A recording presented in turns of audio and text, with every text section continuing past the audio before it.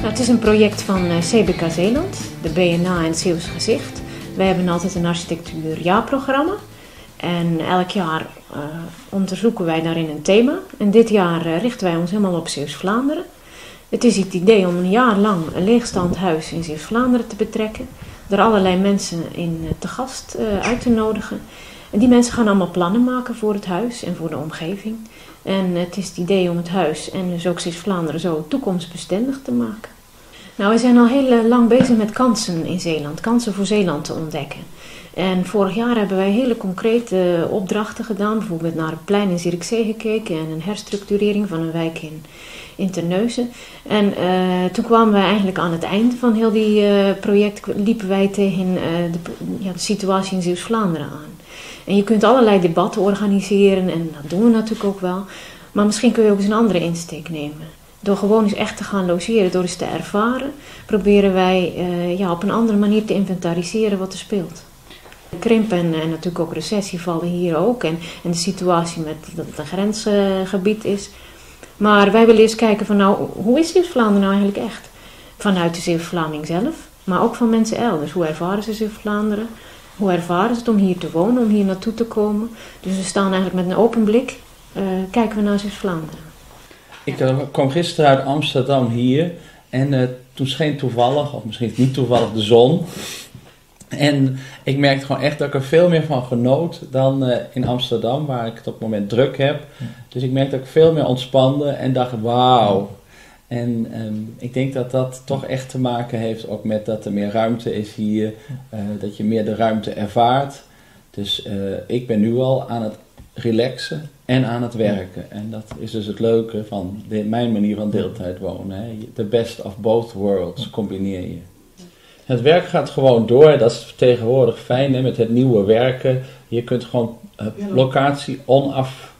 locatievrij werken. Dus je zit niet vast meer aan je kantoor.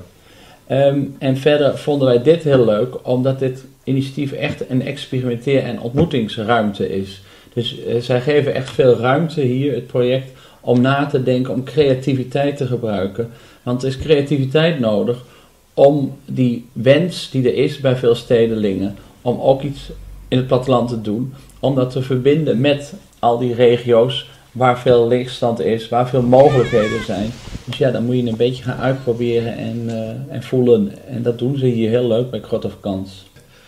Ja, goed, en dan zie je dat in ieder geval goede verbindingen, zowel met openbaar vervoer als de weg, kunnen net even helpen dat het acceptabel wordt om ergens anders te wonen of te werken of juist hier naartoe te komen.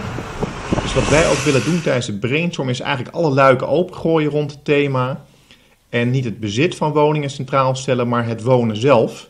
En het wonen tussen verschillende plekken. En daarmee ook eens kijken of er dan nieuwe doelgroepen en nieuwe invalshoeken ontstaan. Ik wilde eigenlijk verder gewoon de eer laten aan Stefan en Harry, die van deze week de bewoners zijn in het huis. En die eigenlijk helemaal in stijl een idee hebben bedacht en dat middels het huis eigenlijk uitdragen hier in Zeeland. En ik hoop dat vanmiddag blijkt dat we daar met z'n allen verder samen iets mee kunnen. Een hele vruchtbare middag toegewenst, zou ik zeggen. Harry Ozinga en ik, Stefan Steverink, die hebben in samenwerking met het CBK Zeeland tijdens onze logeerweek hier in deze Grot of Kans een brainstorm georganiseerd over deeltijd wonen. We hebben gezocht naar een locatie om die brainstorm te organiseren en dat is geworden een kantoor met flexwerkplekken. En dat is in IJsendijk het bedrijf Sasvliet BV. En wat wij zelf ook uit de Randstad komen, wilden we weten waar zouden we dan hier kunnen werken. En toen kwamen we daar terecht en daar hebben we het georganiseerd. Wat opvalt, wij hebben ook gekeken naar verschillende beleidsstukken over het thema krimp en deeltijd wonen. Is dat heel opvallend is dat beleidsmatig wordt ingezoomd op het bezitten van 2 woningen. En tussen die 2 woningen eigenlijk pendelen voor het wonen, werken en recreëren. Maar dat het huren van huizen helemaal buiten de boot valt. Je hebt nu al een stuk meegemaakt van de brainstorm. Als je een beetje nu al voelt, zitten daar dingen in waar jij dadelijk op het provinciehuis iets mee kan? Absoluut, ja. volgende week weer een gesprek met de gedeputeerden. Ik heb beloofd dan terug te koppelen waar de kansen liggen voor Zeeland als het gaat over beleid. Moet het beleid of omgevingsplan of dat soort zaken aangepast worden om meer flexibel zeg maar, het wonen mogelijk te maken. Maar ook als het gaat over de promotie van Zeeland zijn er interessante doelgroepen voor Zeeland die hier willen deeltijd wonen. Bijvoorbeeld omdat ze in Amsterdam werken en hier vrije tijd zoeken of hier werken. En af en toe ook in Antwerpen willen wonen in de weekenden. Dus mensen die combinaties zoeken in hun leven, het beste van twee werelden willen.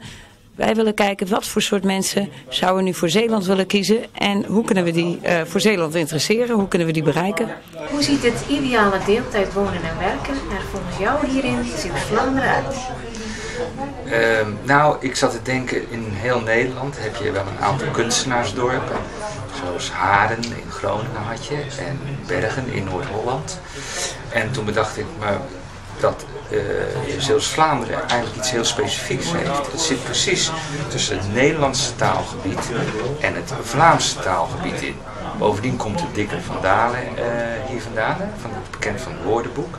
Dus feitelijk is dit een hele spannend overgangsgebied als het gaat om schrijvers en dichters. Dus ik denk dat dit een ideale plek is voor mensen die bezig zijn op het Nederlandse taalvlak. Hè. Dus mensen uit Vlaanderen, mensen uit Nederland. Dat die hier eigenlijk eens een keer op dat grensvlak langere tijd zouden moeten wonen. Om te voelen hoe dat is. Dat je aan de ene kant de Nederlandse taal heeft en aan de andere kant de Vlaamse taal. En dat kunnen verwerken door deeltijd wonen. Hier echt ook te zijn.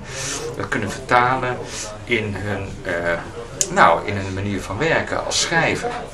U werkt bij de provincie Zeeland. Waar hebt u nou het meeste behoefte aan? Welke informatie over deeltijd wonen? Nou, informatie om te kijken welke kansen er nou echt liggen. Deeltijd wonen is al een tijdje een hot item, om het zo maar eens te zeggen. En het begint een beetje te lijken op de nieuwe ontkenning van krimp. En daarom is het belangrijk dat we dus goed helder krijgen wat we ermee bedoelen, wat de echte kansen zijn en hoe we dat organiseren. Ja, ik heb ontdekt dat als we kijken naar Zeeland, dat een hele unieke plek is. Een groen-blauwe oase tussen verschillende steden. Antwerpen, Rotterdam, Roosendaal. Dus heel veel bereik heb je, potentieel bereik, voor een heel mooi gebied. Is het voor u interessant om meer deeltijdwoners naar de gemeente Sluis te trekken?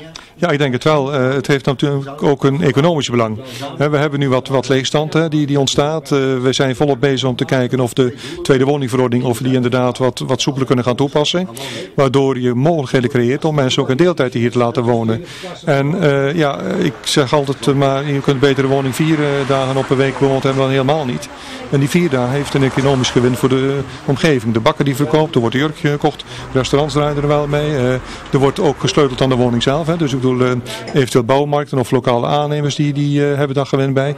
Dus in die zin zou je natuurlijk wel ruimte creëren voor die mensen, maar ook voor de lokale economie een stimulans geven. Zijn veel mensen tegen? De kleinere dorpen zien wel weer met angst die versoepeling van die regeling tegemoet. Omdat ze denken van straks staat alles weer 4-5 maanden leeg en het dorp loopt leeg, scholen gaan weg, de bakkers sluiten. Dat is de andere kant natuurlijk van het verhaal van kleine dorpjes. Marit, jij werkt op een nationaal niveau. Hoor jij hier dingen die je overal terug hoort? Ja, de problematiek sowieso wel van de leegstaande woningen en de leefbaarheid die daarmee gepaard gaat. En ook het idee van deeltijd wonen hebben we ook wel een paar keer gehoord. Vooral ook in Drenthe en Limburg besteden daar veel aandacht aan. En in Friesland heb ik het ook wel gehoord, maar dan eerder vanuit een negatief standpunt. Leg uit. Zij zijn daar bang dat mensen dan een keertje langskomen, hun eigen spullen meenemen, niet integreren en vooral eventjes daar een weekend lekker zitten en... dus geen integratie, daar zijn ze heel erg bang voor. Daar zijn ze bang voor dat de leefbaarheid er niet doet. Wat gebeurt daar uiteindelijk met al die ideeën? Nou, 16 november hebben wij van dit huis een slotbijeenkomst. Dan komen alle bewoners en alle geïnteresseerden bij elkaar. En dan gaan we samen discussiëren van wat kunnen we nou met die plannen. Maar in eerste instantie willen we gewoon heel vrij alle ideeën verzamelen. Dat is eigenlijk het hoofddoel van deze periode. En daarna willen we hopelijk met zoveel mogelijk partijen kijken van hebben we al die plannen bij elkaar. En wie kan er nou wat met welk idee? Wat kunnen we dan mee? En heel goed thuis en bedankt dat jullie er waren.